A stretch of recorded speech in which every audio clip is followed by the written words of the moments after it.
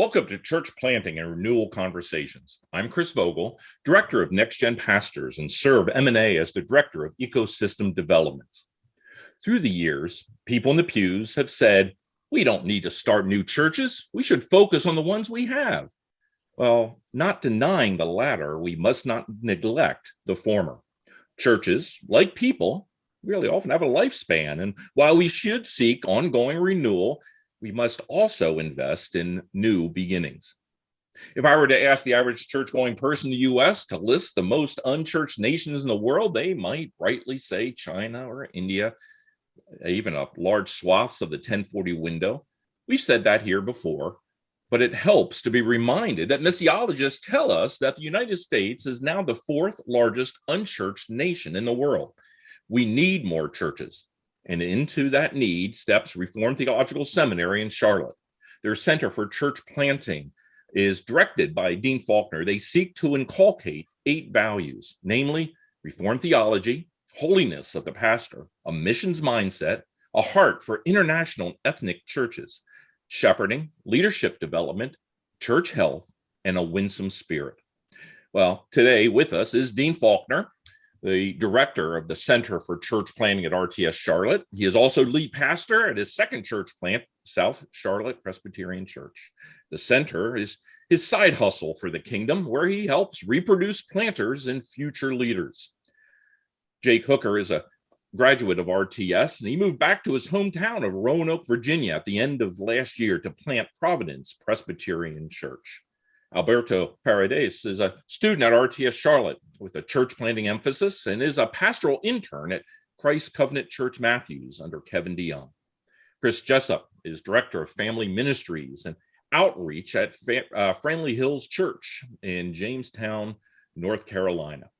Now, as always, before we jump in, I want to remind everyone who's here with us that this is a conversation. We invite you to ask questions using the chat box or the Q&A feature in Zoom.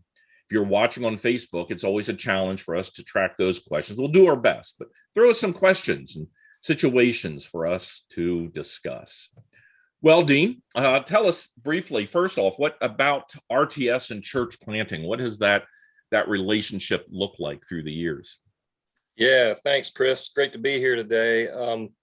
Well, the center started back in the fall of 2016 under the vision and initiative of our president, Mike Kruger. And Mike's vision was to continue something that actually already started in our region. He was a part of Central Carolina Presbytery, and we had been very active in planting churches over the last 30 years. And Mike saw that many of our students were ending up in our church plants, and we're actually going out to and building more synergy with the seminary already.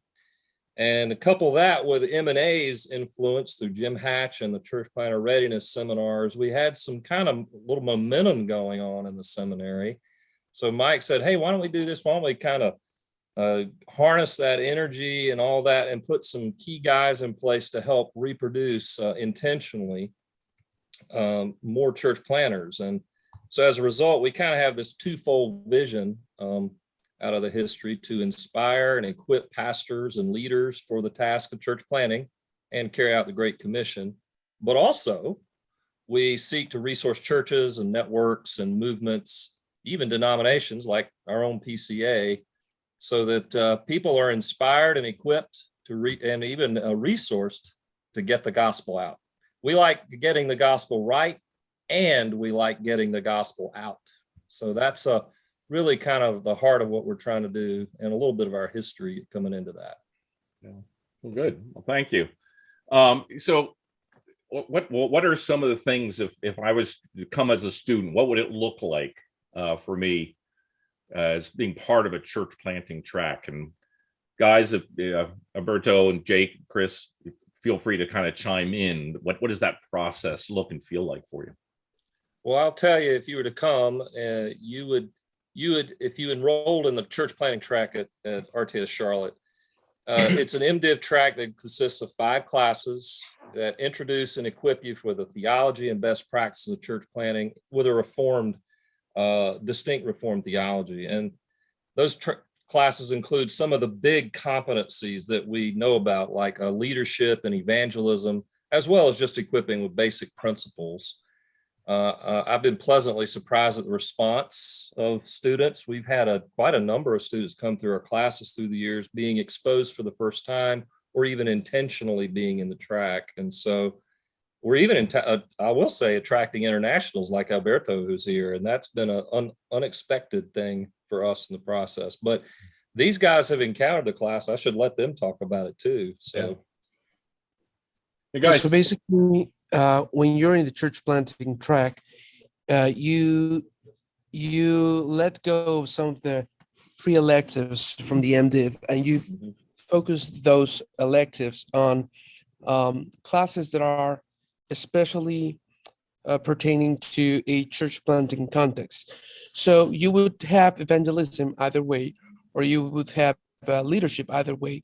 But if you're in the church planting track, you would have evangelism in a church planting context and leadership in a church planting context, or church planting leadership, as well as other classes such as principles of church planting, and even advanced or applied apologetics and ministry in a post-Christian culture, which I think are very, very important in the midst of the culture we're living in.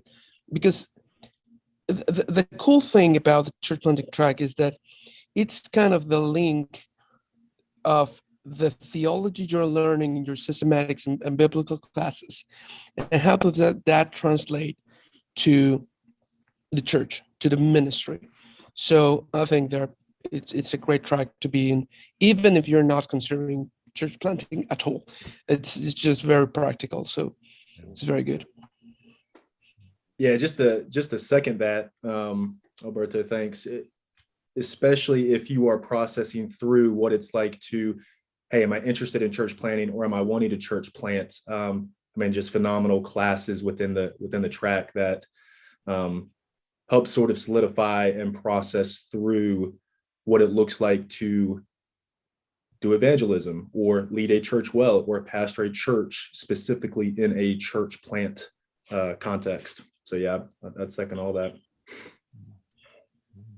I guess the one thing I would add to that would be looking back at it, now that I'm kind of out of this and moved on to church planting myself, the one thing that I've thought about now is that you really get exposed to also sort of a great network and connections of people who are just a wealth of knowledge, people who've been there, and people that can really kind of help you. That for me now, looking back, is kind of a I guess unintended, maybe it's intentional, Dean, okay, maybe it's intentional, but looking back now, I appreciate that and didn't expect that to be, as beneficial for me as I see that it is now. So that's been a huge kind of blessing for me, is just being able to have connections and to meet people and to kind of, meet people that have that same interest in church planting, and that just opens up a whole new world once you're kind of in this realm. So that's been one thing that I've thought about that's been huge. I think that's a great point, because ministry by its very nature can be lonely and disconnected. When you talk about ministry in the context of church planting, you often lose what few context and community that you have if you're on a staff. You've got some of those connections. And so, yeah, having the opportunity to be introduced to people that are helpful to know makes a big difference. And huge difference. Provide some sanity. Yeah, absolutely. Why don't you each just take a little time and I gave a brief introduction, but where are you at in the program? What are you doing right now, and what are you thinking about in the future when it comes to possibly actual church planting, as Jake you're doing now, or possibly church planting in the future? Yeah, well, I'll go first since I've just finished talking. We'll go ahead and get me out of the way here. Well, okay, so I finished up at RTS in 2017, and I took several of the church planting classes. I was just relaying before we went live to Dean that I think I'm a class short of the church planting MDiv, but I'm close enough. I mean, they've been talking to me Yeah, they've grandfathered me into it. So anyway, I graduated in 2017. Had an interest in church planting throughout my time at RTS, really, and so it was from there that I knew that I needed just ministry experience and needed just an opportunity to experience even a church planting environment. I ended up moving to Florence, South Carolina, helped a fellow RTS-Charlotte alum who's church planting there, Stacy Severance. And so got connected with him. I mean, we got connected basically because of RTS and our mutual passion for church planting. So, I mean, really, you can maybe deem that something you can take credit for right there too. And RTS can take credit for that. But anyway, I was there for 4 years, and it was in 2020, really, I started sensing, call to come back to my hometown of Roanoke, Virginia, to plant a church. Ironically, another kind of twist in that story is, I can't remember what year, it's either like 2015, 2016, there's a readiness seminar that RTS-Charlotte held. Mm-hmm. And at that seminar there, y'all passed out like church planting hotspot sheets for the PCA.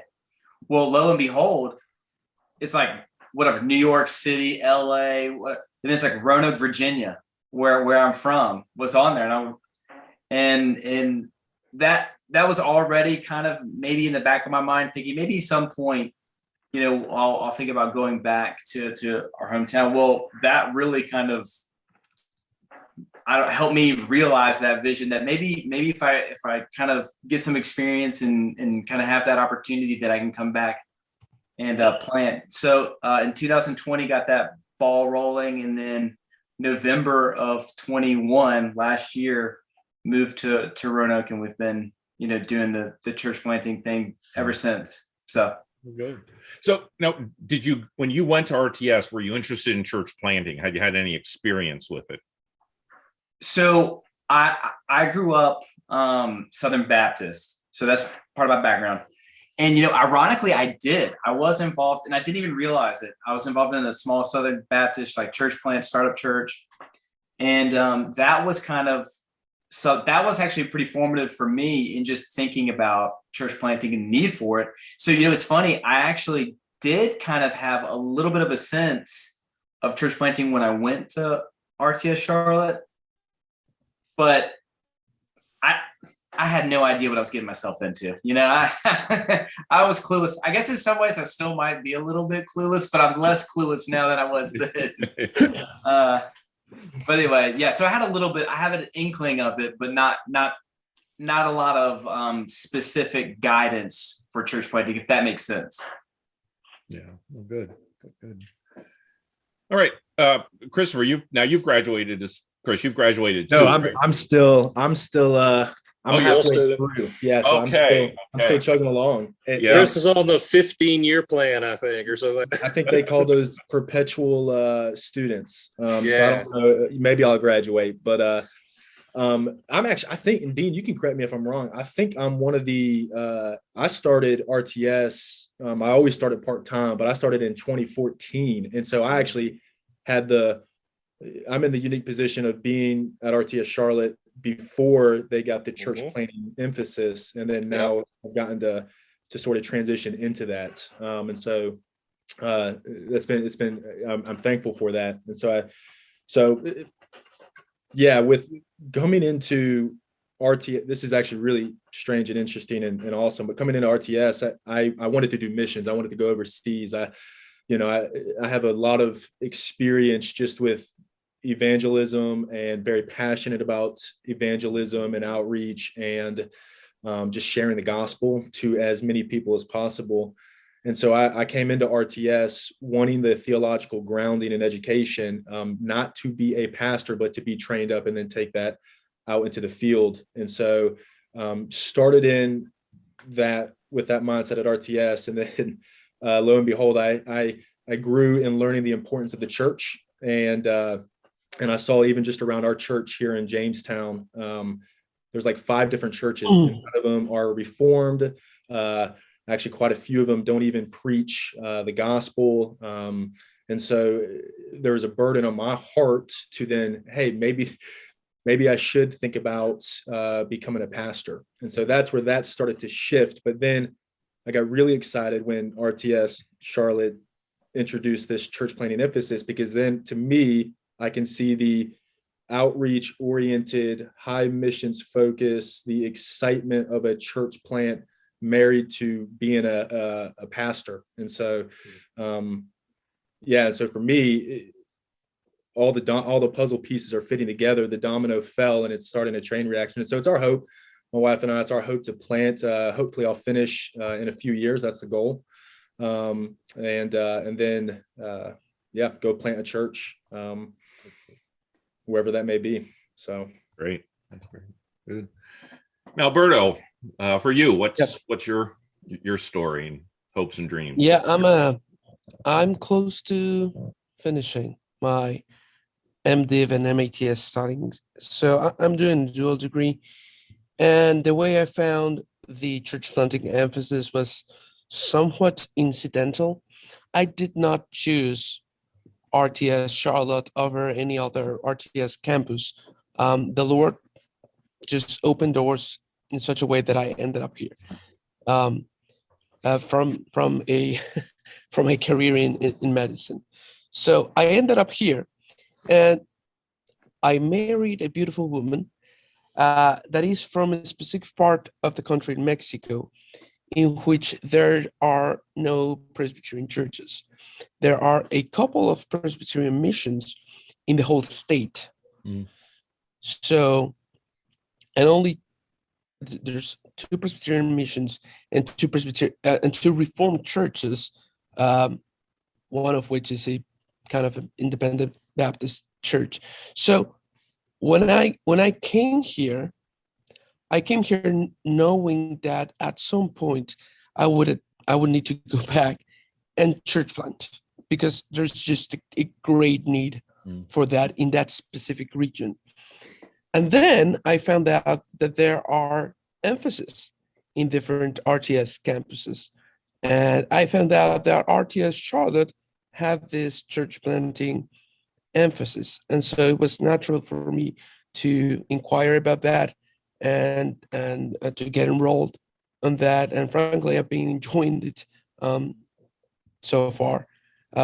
Now, some professors have encouraged me to go pursue further education, which means that while I'm doing that, my intention is to be somewhat untouched with church planting, maybe an apprenticeship or something of that sort, so that when I get back to my country, if that's what the Lord wants from me, I would not just have the whole training experience here, but also the practical experience of being in touch with an actual church plant, and then go and do the same thing in Mexico. Yeah, what part of Mexico are you looking at? That would be Baja California Sur, so that's northwest Mexico in the Baja Peninsula. Yeah. A famous place is Cabo, in which my fellow American brothers like to spring break. Yeah.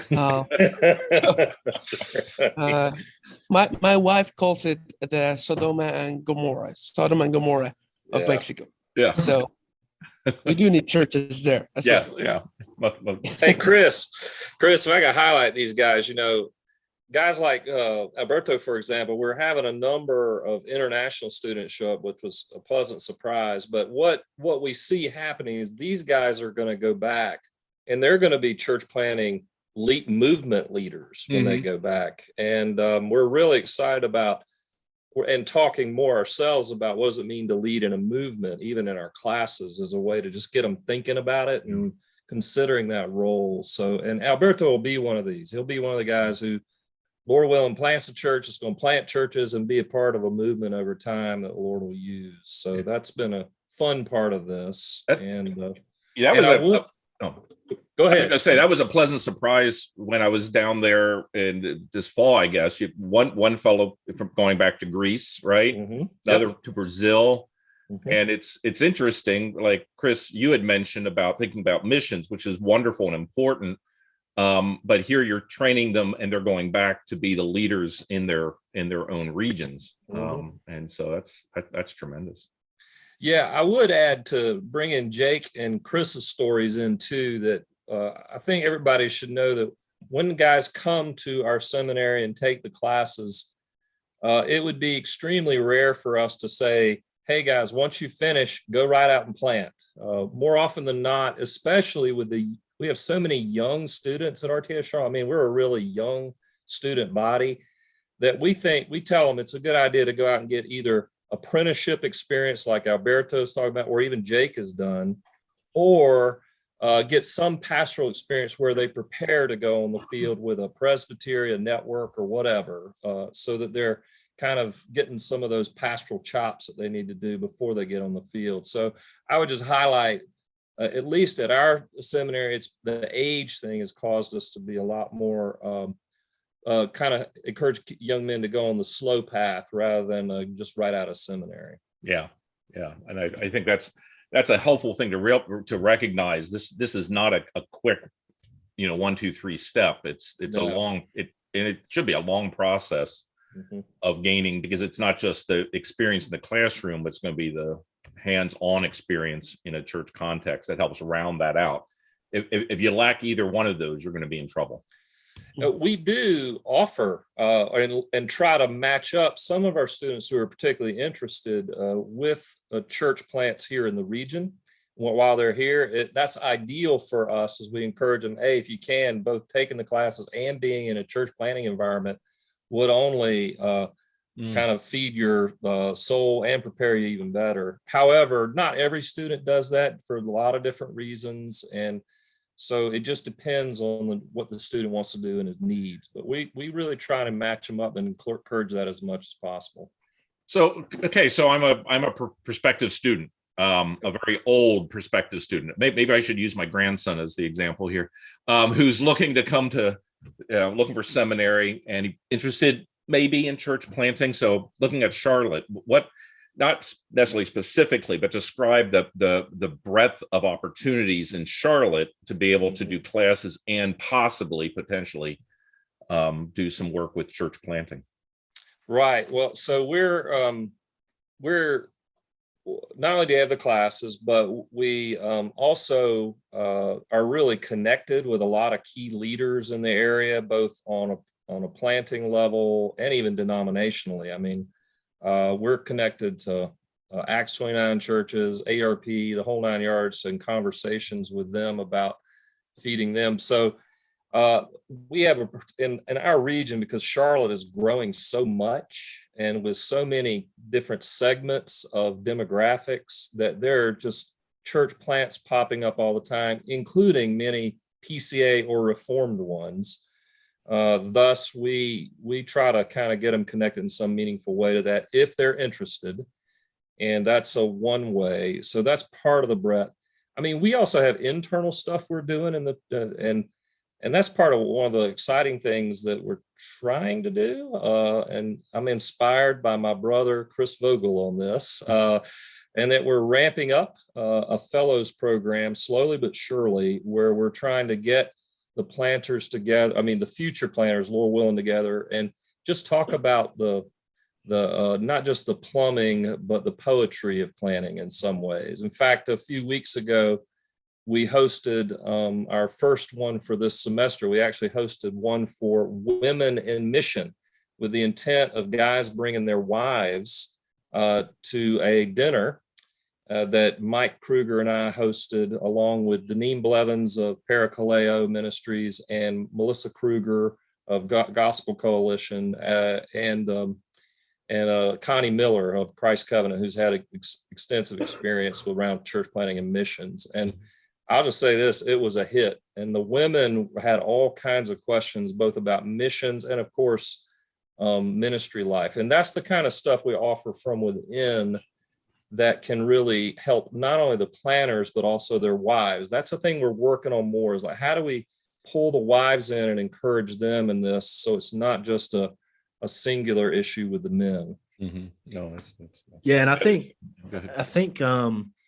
to add to that too. So I commute down to Charlotte, so I'm not living in the Charlotte community, and I think we already mentioned it, how isolating ministry can be, but then take that into church planting and how even isolating that can be. And I think one of the things that y'all do well, that RTS-Charlotte does really well, is intentionally bringing in people to network and connect, as Jake was mentioning earlier. But I mean, there have been, I remember when we brought down Jim Hatch and had a dinner for future planters with their spouses, and that was really good for my wife. I also remember, I think this ties into, I see one of the questions, I think Jack mentioned about church planning assessments and things like that.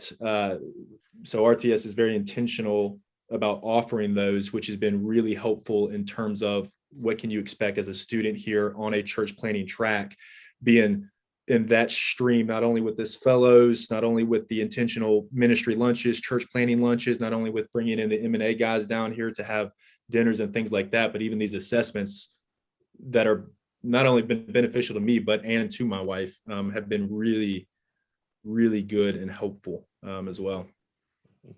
And I think that's an important kind of aspect you brought up, Chris, is this idea of assessments, not assessment. We can't in one fell swoop determine someone's usefulness to be a church planter.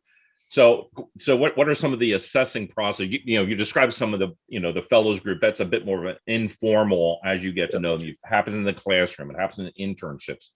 What are some of the more other ways you help there at RTS-Charlotte help people assess their readiness for planting? Yeah, part of our classwork actually is we do have guys do self-assessment. Those who've done my leadership class last semester, I assessed the heck out of them. We did all kinds of stuff with, and the whole idea is I'm trying to teach them self-knowledge. Like, who are you? What is God doing in your life? What are you gifted at it at this point? I mean, granted, they're young, they're developing, and you got to give them some time to figure it out. But we're even within the classes thinking through that. Then we've got not only that, we've got the Church Planter Readiness Seminar, which has been brought up several times. That's really one of the best things that Jim Hatch and M&A has been doing for years. It's a beautiful thing. I will say that now, as of last year, we're now hosting the full-blown assessment at RTS Seminary. And so while the students don't normally go directly into that does create a culture. And that's part of what we're trying to do, is create a culture here where they kind of expect this is what you do when you do at least church planting, but maybe I need even assessment if I'm going to be a regular pastor, that kind of stuff. Yeah. So when is the full assessment going to be at RTS? RTS will probably have a full assessment every May of every year. Yeah, every May. Mm-hmm. That's great. And the readiness seminar, that's geared more for students in the midst of the program. When is that? The readiness seminar happens in every November. I will say we sometimes have external pastors who come through it because they were friends of the seminary or the guys in our presbytery or beyond and said, I just want to kind of explore this with my wife. And so it's not purely for students, but normally the participants are almost all students. Yeah. Okay, well, good. Excellent. We brought up the question from Jack. I want to kind of pursue that because, Chris, you had mentioned parts of it, but I think it's important. He's asking the question, when's the ideal time to take a church planting course? During seminary, after graduation, after ordination. Now, and here's the interesting part. Jack's doing LAMP. And LAMP's been really beneficial, especially in reaching those guys who are not able to access an MDiv program. So if we're going to be talking about more immigrant minority who cannot meet some of those requirements, not always, but sometimes, is there something that RTS can do to help in that process? If they're going through LAMP doesn't offer a church planting module. What would you recommend in that context? I'll be honest with you, I don't know the connection between LAMP and RTS, the formal connection, if there is any. Yeah. So if one wanted to take a class, you'd have to somehow enroll or audit or something like that. So, but yeah, I mean, you can always take a class. I will say right now, our classes are residential. We don't have an online version. I will say that we are in discussions as a seminary about potentially doing some online stuff to kind of expand the influence and give the gift away to other campuses, among other things. So that's in discussions right now. No, it's okay, and that helps. Again, we're talking somewhat theoretically, hypothetically here, but hopefully, and that's part of what are the dreams and hopes for RTS Charlotte's Church Center for Church Planting is, being able to the possibility of making some of this available in other contexts. That's correct. We're still working on that, and that's a long-term dream, but it's in discussion right now. Let's put it that way. No. I know. I saw a video about one RTS, the vision of RTS, and that. So we'll see how that plays out. Yep. Down Amen. the road. That's great. Amen. A question here from Rick Holland is, Dean, what's the best way to connect with you and RTS students regarding church planting opportunities in New England? Now, Rick is the network leader up there in New England and in both the north and south end of New England. So he has a good motivation for this question. How can he connect with RTS to get some of your guys thinking about planting up in New England? Well, let me just tell Rick, I went to seminary at Gordon Conwell Theological Seminary, ironically, and I have a real heart for New England personally after spending some years up there in a church plant, a PCA church plant. And what I would tell them is that if there are network leaders who are watching right now, or presbytery leaders, or whatever kind of church planting leaders are involved right now, if you want to kind of do some fishing at RTS-Charlotte and start some things, here's my counsel to everybody who asks: come visit. Kind of the abstract connection of networking doesn't work very well with this generation. They want to meet you face to face. They want to talk to you. They want to get to know you, and come visit regularly, like every 6 months to a year. Just come down, start building some relationships. What we typically do is what we've done with actually Chris Vogel multiple times, which is we give guys a lunch where they will actually talk to anywhere from 20 to 40 students about church planting, and particularly in your region, and what's attractive about it, what's challenging about it, give them kind of what pastoral life and/or planting is like in that region. And that's a context where you can start to make some friends, build some relationships with young men. And we do have guys coming from New England to our seminary. So what happens is that if they hear that there's actually a church planting network up there and they're interested, they go, whoa, wait a minute, really? I can go back home just like Jake talked about, and that's the kind of cool stuff. So we've been, one of the pleasant surprises would be that people have been coming from all over the nation to just talk to our guys, get to know them. And I'll just say this, you won't get like 10 guys who will want to go with you to your, like New England, for example. But if you get those 5 guys and you start building a relationship with a few, and then maybe that whittles down to 2, before it's over with, you got 1 within a few years at least. And maybe you'll have more depending on what kind of momentum there is about guys going together. So in a nutshell, that's what I recommend network leaders do. Come visit, build some relationships, get in a rhythm, so that when you show up, people say, oh yeah, there's that guy from New England. And it's amazing how actually that kind of builds further momentum for your own ministry. Yeah. It kind of sounds like M&A chairs, network leaders, applying some of the church planting or church planter mindset of don't expect them to come to you. You better go out and start recruiting. We're not staffed enough to be a placement center. I mean, we just can't do it. And so you have to come fishing, do the hard work of building relationships, just like you're talking about, Chris. That's exactly right. Just show up, take them out to dinner, and it is, though, like with everything, it's a long term, because those students I've met over the last several years, I'm still interacting with here or there, and they probably won't be, as you mentioned, ready to really be that church planter for a couple more years. So sometimes it's a 10-year pipeline, It Yeah. could be from the time I That- meet them as yeah. a freshman. That's exactly what I would say. You got to think pipeline. That like Jake started, 7 years ago in seminary, something like that, and he just has been working his way through it. And you've got to think that way. I'll tell you one thing: the leaders can do when they visit is talk about two things: what kind of training you have, which all of us are already, we're just on to training. We want to train these guys in some way. But the second thing you need to talk about is support. And I'm not talking about money. I'm talking about relationships.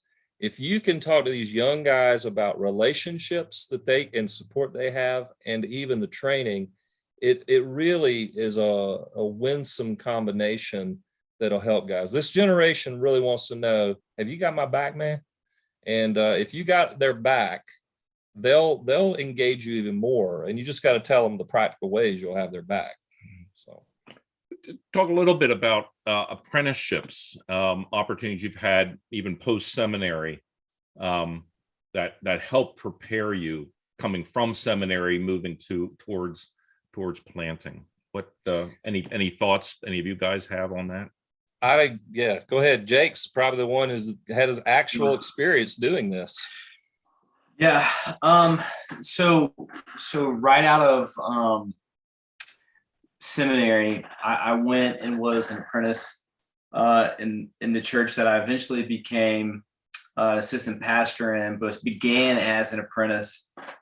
And really it was just an opportunity to kind of in maybe the best way to describe it, in like a low pressure sort of environment, explore church planting and kind of, cut your teeth on what it's like day to day, and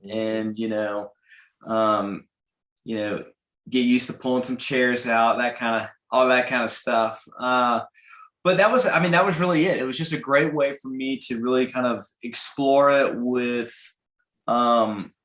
without a whole lot of pressure, and to investigate it to see if it's a good fit, if I'm a good fit for it, if it's something that I could see myself doing long term. And I was grateful for the opportunity. M&A, I think, is really the source that kind of helps organize it. And so I was able to kind of connect with some folks there that kind of helped us create this opportunity for me in South Carolina. And so Jake, did you do the Timothy project? I can't remember if you I did. Timothy Yeah, Fund. I did. Okay, I did. you did the Timothy Fund. So okay. Utilize the Timothy Fund. The Timothy Fund helped. The Timothy Fund is okay. Y'all correct me, fact check me if I get anything wrong. But so the Timothy Fund is basically a fund that's provided through M&A, and it's something like $15,000 over I forget the window, 3-year window, 2-year window. Okay. Chris is the guy. Okay. 15,000 over a 2-year window. And, that helps, with the cost of bringing on somebody else in the life of a church plant. And so it really was a huge blessing for me, and I think for the church too. So it really was a huge blessing, really all the way around. It was just a great opportunity for me. It was a great way for the church that I was in to be able to bring me in to that. So that's a great opportunity, a great way to kind of invest in apprenticeships, if that's what you're interested in doing. The Timothy Fund, Chris knows more about it than I do. Obviously, I was trying to remember. I remember that Jill Ganes was the gatekeeper for that. So if you really want to know, you go look up Jill Ganes' name off of that. She was the one. Yeah, I'm the one that oversees it. So are you? I sent out the email. Okay, never mind. Go see Chris. She'll write the checks. So she is the gatekeeper. So you got to keep her happy. I just remember I had to talk to her about getting the money. Yeah. So that was the important part. The Timothy Fund has been underutilized, I think, in the last several years.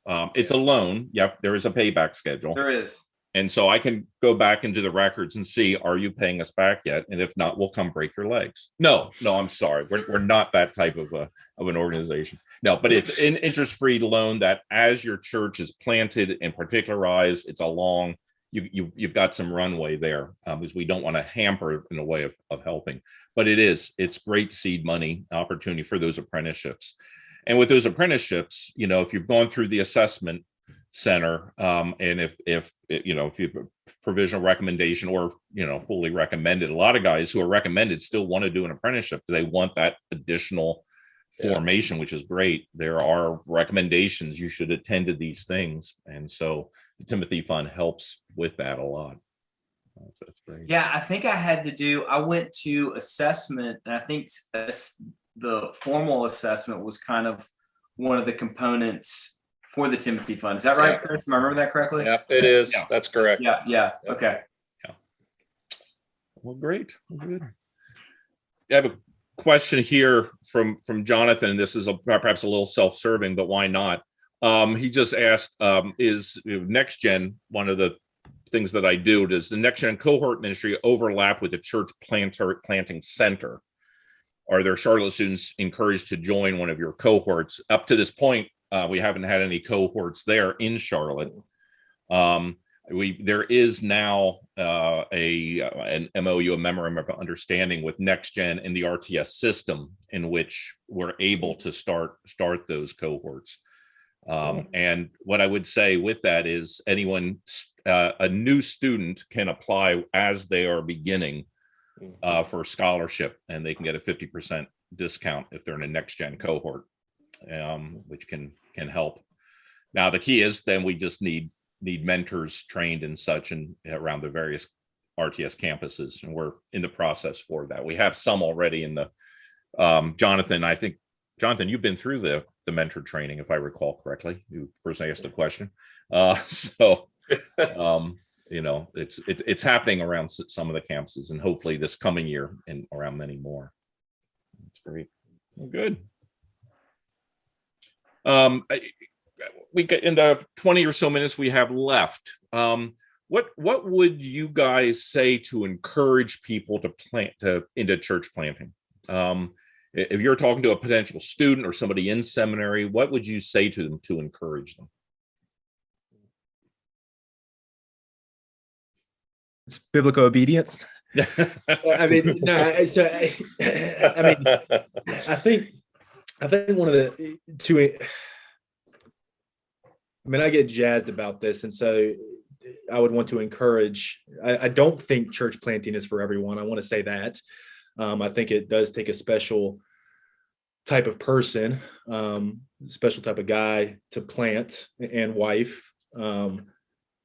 But the passion and zeal, as I look at it, the Great Commission, that's a church planting commission. I look at that as church planting. And so if I'm talking to a guy to encourage them church planting, you're a part of the Great Commission, participating in that, going out and making disciples and raising up leaders to then go plant churches. It's a vision casting thing. And so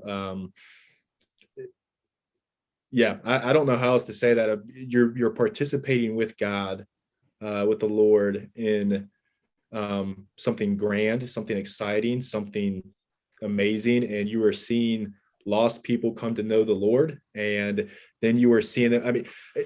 I became a believer in college through through church ministry. So I was involved with campus outreach, but really it was the church that it was the church's ministry. It wasn't solely through campus outreach. And so as I became involved with campus outreach, we got more involved with the church. And so for me, my church in particular, Friendly Hills, became a believer in the church. Then they invested in me and nurtured me and poured into me and shaped me and molded me and walked with me as I was trying to process through ministry opportunities. And then they now gave me ministry opportunities, and then now I'm on staff with them. And so the church that fed me, I now get to participate in feeding that congregation. And then, Lord willing, in a few years, they will get to see that come to fruition in planting a church. And that's how it should be. We're talking about pipelines. That's a church planting pipeline. You take an unbeliever, becomes a believer, train them up. That's exactly what Paul was doing. And so, as I see it, as I read scripture with my church planting glasses on, like that's what I see happening all the time. And so, I mean, that's just selling people on that passion, guys on that passion, as I look at it and as I process through that and think. So There's not much I can add to that, especially because I'm so young in this church planting life. But I would like to give you an analogy if this might help anyone out there. As a physician, I had the opportunity of aiding in receiving children, babies, a lot of times. I was not the one who created those lives. I was not even the father of those babies. And I was able to experience both the turmoil and the hardships of both the mother and the medical team in having some of those babies. And sadly, even some of those babies end up dying. But the joy of every single child that ends up with their mother, every single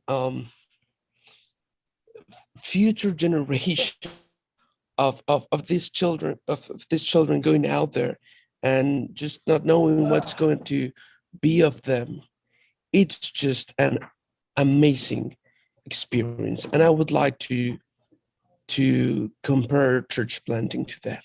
Mm-hmm. You are going to be in the forefront of what God's doing to expand his kingdom, not only person-to-person evangelism, but also institution to institution. You're going to be there to deliver this new child of the kingdom as a church. Some of those are going to fail. Some of those are going to bring very, very hard times. But at the end, you will not regret it. You will not regret it. Yeah, that's a beautiful picture, because it really does that. The joy and excitement of seeing people come to faith, and in church planting, the life of a church, most of that happens in those early years. We'd love to see it continue, and it should, but the reality is, it's in the context of church planting, you really get to see that new excitement take place. That's good. I would like to add to that too, that in my very short window of experience in this, I just got started November, having like informational meetings for a church plant. So I'm still really new to all of this. But one of the really cool things has been that I've learned and seen is, and it really relates to what Chris, what y'all were talking about, because the disestablishment of church planting, I don't know what the right word is, but like the fluidness of it, the uncertainty of it all, really creates a lot of unique opportunities that I don't know you would get in a very well-established church. A great example of this, just last night, we were meeting with a young woman. She's married to a guy who isn't a believer. She's been coming to some of our informational meetings. She had been attending church for a while, and he had no interest. And now they're starting to talk about, the gospel and so on, just because he's fascinated by what we're doing and why we're doing it for no other reason. And so it's created opportunities for her to kind of talk about Christ with him. And that was super exciting, and he's kind of even interested in what we're doing and may come to a service, whereas he wouldn't have any interest in going to, an established church. So it's those kinds of opportunities. It's exactly what y'all were talking about. That really makes, what I'm doing and, Lord willing, what y'all will do one day, so exciting, because you're on the front lines, you're getting to see this, and it's just the best. I mean, I don't know how else to say it. It's the best. It's exciting. I do think, to add to, I mean, that's a good point. I think there are many solid churches who have not lost their zeal for ministry, who you see excitement amongst the congregation. But I think there is something unique, not being a part of a church plant, but being a part of earlier on, being part of a ministry that was very evangelistic minded, and starting up new little clubs for students, for kids. There's an excitement that comes from something new. And I think the older you get as a Christian, you can sort of almost forget or lose your first joy and the excitement. And I think church planting actually encourages and reminds you of your first joy, your first love. And so, I mean, that'd be another encouragement. It's like, be excited again. And this gets you excited. So, yeah, I think that's a good point, Jake. Whenever we do the readiness seminar or the church planting assessment, we go around the room and how many years of experience you have with church planting. And I come up with almost 40 years. And it what keeps me young, and I'm 96. And so I look as young as I do. But no, because again, it was in seminary, it was part of it, somewhat of a part of a church plant, oddly defined. When I came up here, we were part of a church plant, then I church planted. But even after planting and particularizing and pastoring that church, I've always been involved in church planting. And to me, it's the most invigorating part of all aspects of the church are important, and I love them. But seeing, Berto, kind of what you're saying, seeing a new life come about is just amazing. Yeah. All the other aspects of medicine and our health are important and vital and wonderful, but just that aspect of new life is exhilarating. Ben? Well, I guess another question on the flip side of that would be, what would you say to warn people about church planting? The question I sent out, I kind of said somewhat jokingly, how would you discourage somebody? But that's not really what we're talking about. But what are the warnings if they're thinking about church planting from your perspective and experience? Would you say? Oh my, Jake, you want to give it a shot on that one? You're just getting started and you're getting excited, man. Well, yeah. Let me just tear all that down real quick. I'm just kidding. The hard thing is it's what people told me, and I've now experienced it firsthand. Be prepared to be disappointed. People that you would love to come see be a part of it, they're not going to be a part of it. Okay. And that's tough. So that's been hard. The other kind of warning, and this is another kind of piece of conventional wisdom that people told me, is obviously, your spouse, your wife needs to be really all in, excited about it. And that's like the main thing that I think everybody looks for in the assessment process, and make sure everybody's on the same page. And that really can make or break it. It's been tough. I mean, even I just started, and I can even tell how it's been a little bit of a strain on our whole family, just because of the chaos of it all. I don't know how else to describe it. You're running around and meeting with people and connecting with people. And so it's there's a certain level of stress that comes with it, obviously. And everybody feels it. It's not just on you. It's going to be on your wife and your kids and everybody else too. So all of that is nothing new. No new tips here from me. All basic stuff, but it's all true. I guess it's conventional for a reason. Yeah.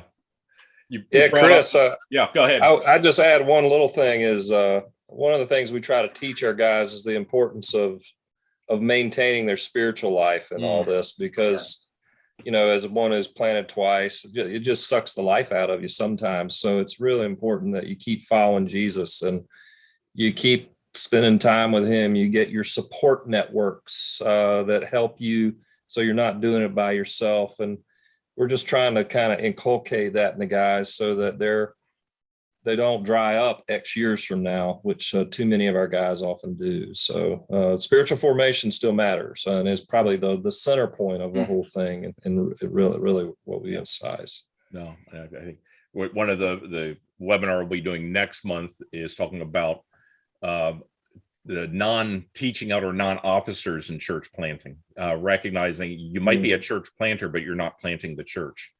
If it's not a team, you're going to have a problem. So who are the men and women that are going to come alongside to help keep you focused and grounded on the gospel and not on your success or failure? Yeah, that's good, bro. That's going to be April, mid-April.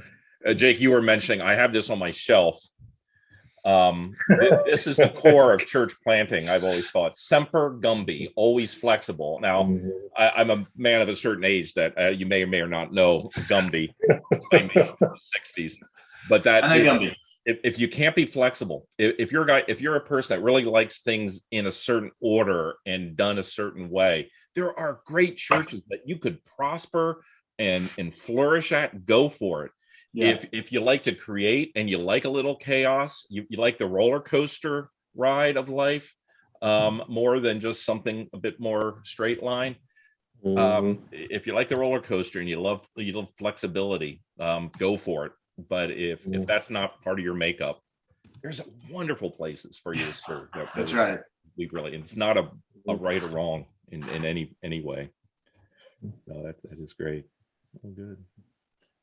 Any other thoughts, warnings? Maybe to continue with the analogy, it would be that most of the deliveries are at midnight, so it's really tiresome to be involved in church plant as to be involved in obstetrics.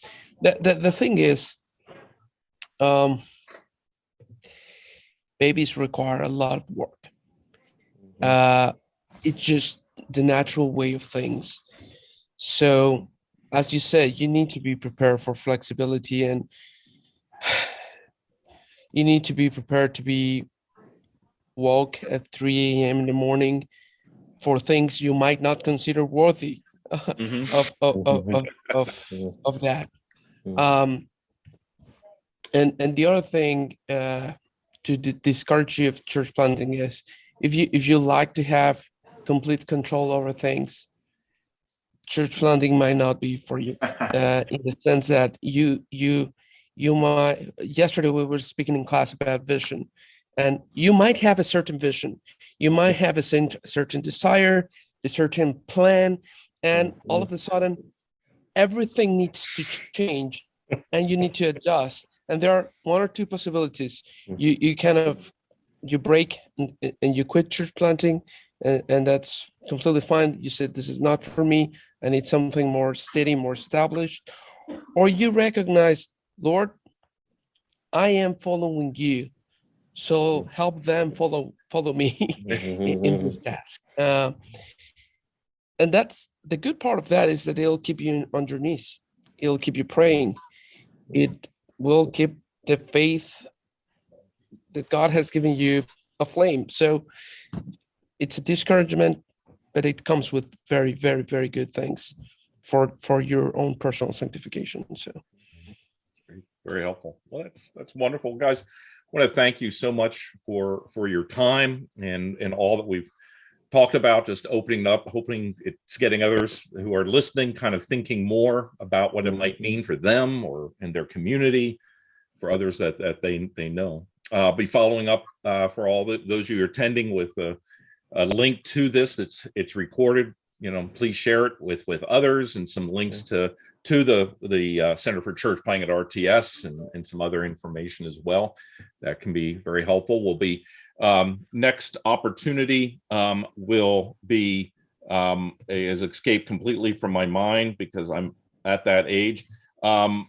It will be April the 13th, I believe. And as I said, we'll be talking to people who are men and women who are not pastors, not the church planter, but they are planting churches, working as part of a team.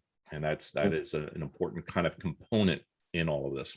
And then in May, again, talking with some folks from RBI, talking about pastoral well-being, John Medlock, Don Guthrie, and what are some opportunities there. Because as Dean said, if spiritual formation is not taking place, if self-care is not going on, emotional intelligence considerations, we will not succeed in anything we do. It just is brought out all the more in the context of church planting, I would say. Well, until then, Lord bless. Thank you so much. and we will talk to you again in the future at M&A Church Planning Conversations. Thank you. Okay. Take care.